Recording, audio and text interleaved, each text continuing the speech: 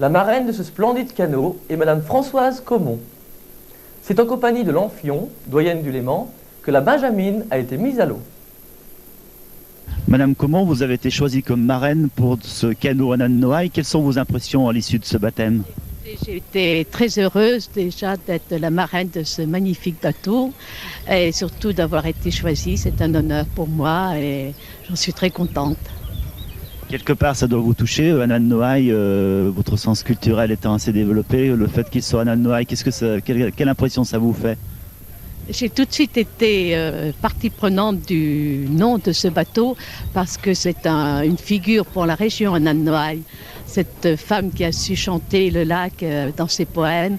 Et c'est aussi la première femme qui a été décorée de la Légion d'honneur. Donc c'était une personne de tempérament, on peut dire. Et je crois qu'elle était aussi tenace et généreuse et je crois que ce sont des qualités romantiques aussi, ce sont des qualités qui sont nécessaires pour naviguer sur notre lac en même temps, qui est si joli, qui est sauvage aussi. Et tout ça va bien ensemble, ça fait un ensemble très agréable. On peut dire que c'est le premier exemplaire sur le Léman? Je pense que ce sera une nouvelle génération de bateaux. Parce qu'on a gagné en poids, on est pratiquement à moitié moins lourd qu'un bateau traditionnel. Et en plus, le bateau a été dessiné avec des moyens informatiques très modernes.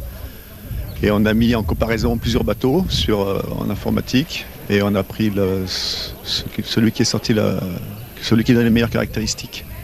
Après le bateau L'Amphion, le bateau Annan-Noailles, vous pouvez nous donner quelques explications sur ce nom de baptême donné à vos bateaux? Le nom de baptême des bateaux est simple, c'est que c'est une poignée d'hommes du lac d'Amphion qui ont donné ce premier nom.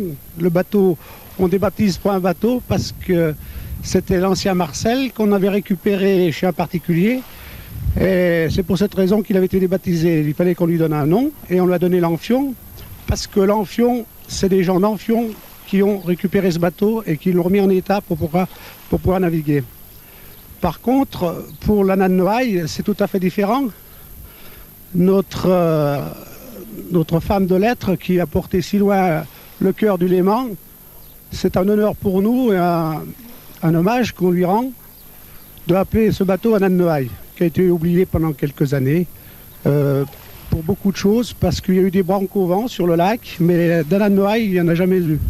Voilà la raison.